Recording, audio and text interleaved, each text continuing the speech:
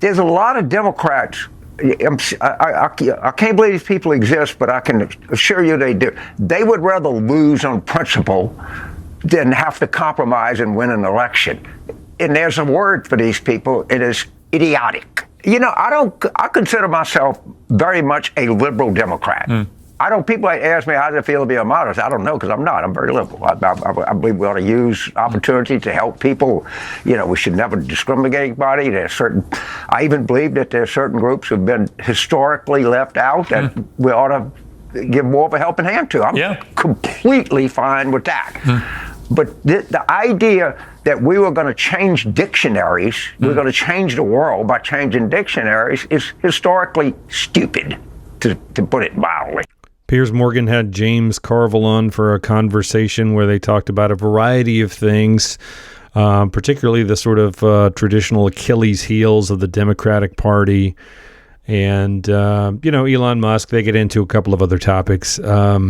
James Carville's a sort of a Clinton-era guy that has had, he's got a long career in Democratic politics. But anyway, why don't we watch it together? I'll have some thoughts as we go, and then I want to know what you think in the comments. I've seen you say, you wrote in the New York Times after the election, we lost, it was, it is, and always will be, the economy stupid. I don't dispute for a moment that the cost of living crisis raging through America at the time of the election and still going on now was obviously the key factor. But I would also say that the immigration issue was a huge factor. And I also think, although many Democrats want to try and downplay it, but you just touched on it there, one of the most successful ads in modern political history was Kamala's for they, them, Trump's for you. Here we go. And I do think the whole woke stuff collectively, as Trump put it, a kind of abrogation of common sense, that also resonated hard with people. That they did actually think these things, like transgender athletes in women's sport, for example, which Kamala supported. Yeah, you know what I say about that? We should say, if you're concerned about the state track meet, please do something about it. We have an athletic association that can do it. But if you're concerned with that, or you are concerned about bathroom stalls, then hang out in bathrooms. It is not of a concern to me. There are people that can deal with this. I'm worried about the cost of living. I'm worried about access to healthcare. But I think, if you don't mind me saying, but James, I would dispute that. A lot of Democrats have tried to say to me, it didn't really matter, the trans stuff and the woke stuff. And I keep saying, I think it matters more than you think. That when Trump positioned himself as the voice of common sense, and you had a party led by Joe Biden and Kamala, who both thought it's fine for biological men to compete in women's sport, for example, that actually that was more powerful than people realized in the third tier of why they voted. Economy 1, immigration 2, woke mind virus 3, supported by Kamala Harris. I can't think of a Democrat, and I doubt if you can too, that has spoken out more against identitarian politics, more against faculty lounge, goofy academic language than I have. So we went through that phase. We lost the election.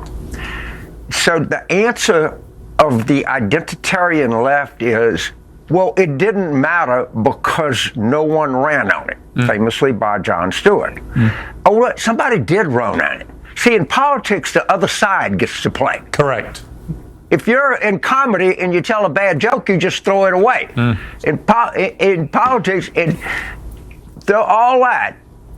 And Harris was for taxpayer transition surgery for prisoners, okay?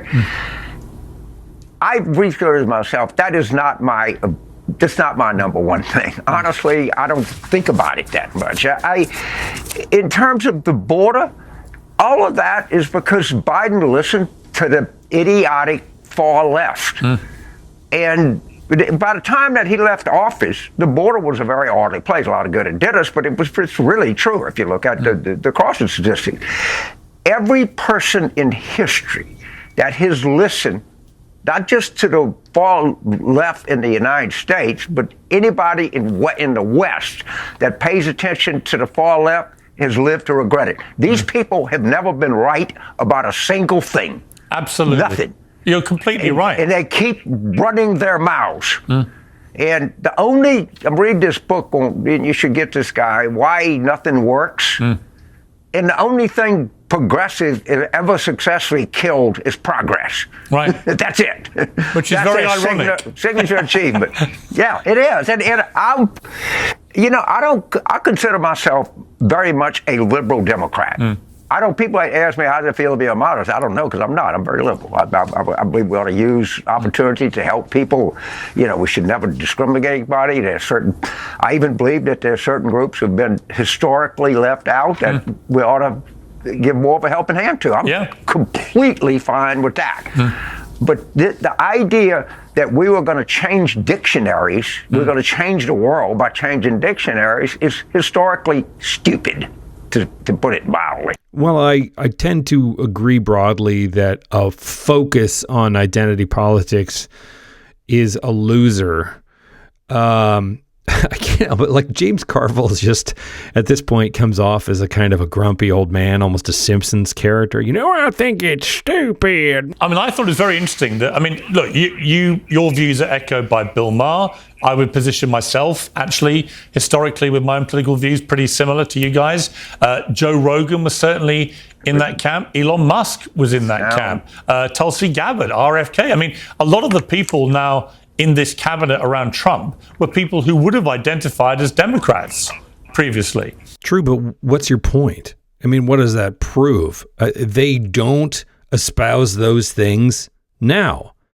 So I did another video where, I think there's this sense of like, oh, well, nobody likes us anymore. Yeah, because you've changed your views. And it seemed to me that the Democrats, as they move far left and into this more so-called progressive world, they lost a lot of people who thought this lacked any common sense. Oh, okay, one more thing, and then I'll keep my mouth shut. But everyone is talking about, woke this and how liberal things are. Things aren't liberal. Look around, right? Things aren't actually more liberal right now. This is the most authoritarian government I think the United States has had, certainly in my lifetime, since in the last 100 years. Things aren't liberal. They keep saying we need to move further to the right to fix all the liberal damage that's been done. What are you talking about? Yeah, I don't even know if I guess it's leftist. It's just idiotic. Yeah. Okay, there are principles, I think, that a lot of people who, like myself, would describe themselves as liberal. There are principles that we tend to share. We tend to we look at people as individuals, not part of a larger group. We tend to want to help people who are trying to make it, as opposed to people that have it made. That kind of stuff, okay? We believe you build things and do things. And it was just a very loud part of the party that really came to rise a little bit more after the murder of George Floyd. Yeah. And they thought that had given them license to be stupid. And Piers, you remember the German communists in the streets of Berlin were marching the worse the better. After Hitler, us. Yeah, really? The piano wire. Right. That's how historically dumb these people have been. Yeah, it was. It's getting worse. And guess what? You're getting shot. Right. And that's the typical reaction of the Western left. Yeah. Let's talk about Trump for a moment. You said... Remember, okay, I got to go back, because you remember the longest suicide note in history? Go on. Michael Foote. Oh, yeah. He was a real lefty. Yeah, he was. He was. And actually, no real lefty has ever become British Prime Minister, with the possible exception of Sir Keir Starmer, who's now pivoted extremely fast to a more centrist position, a more sort of Blairite position, but certainly used to be happy to identify as progressive left. So it's interesting. He's probably the most left-wing prime minister we've ever had, actually. Let me just talk to you about Trump, because you said... Clement Attlee was pretty successful, and he's pretty far left. No, that's true. Some people think they're the best prime minister in British history. Yeah, you could argue Attlee, but he wasn't crazy. But he was pretty. and I think in a pretty good way. Yeah. I think Attlee was a great Prime Minister. Let's talk about Trump for a moment. You said last week that you think the Trump administration, you're talking to Dan Abrams on his podcast, the Dan Abrams Show. Right. Do you think the Trump administration will collapse within 30 days? Just summarize, for those who didn't watch the podcast, summarize why you think that's going to happen. Okay, very fair question. Okay, first of all, it started as the lowest approval of any president at the beginning. It in 30 days, it has deteriorated. All right, consumer confidence in the United States came in at the lowest it's been in 4 years. Inflation is back in ways you can't believe it, in particular eggs. And people say, well, no, but they had bird flu. Profits of egg companies have never been higher than they are today. You have an inverted yield curve. Okay, this is kind of inside talk that I don't completely understand, but I am told it is the single best predictor of a coming recession that there is. And it kind of makes sense when you don't have much faith in the future when you take a 3-year bond as opposed to a 3 month, whatever it is. But it's no expression of anything in the future. Everywhere, and his poll numbers are going down right now. His plan to cut Medicaid and give $4.5 trillion to mostly wealthy people is massively unpopular. And this is not going to do anything but get worse. Sarah Longwell, who does, I think, probably, no way to prove this, more focus groups than any person in American public opinion, says there's already buyer's remorse from Trump voters. With 33 days of anywhere into this, the stock market has been down since he's been in. Inflation has been up. I don't see it. I see it continuing. But there's also been, though, I mean, on the counter side, there's also been massive public support for the Doge stuff that he's doing with Elon Musk. I mean, most Americans like them finding all this waste. Elon, have you seen I'm fine. Who's for waste? What have they found? That 100,000 condoms to Gaza? Come on, man. Saying where federal spending has gone up since Trump has taken office.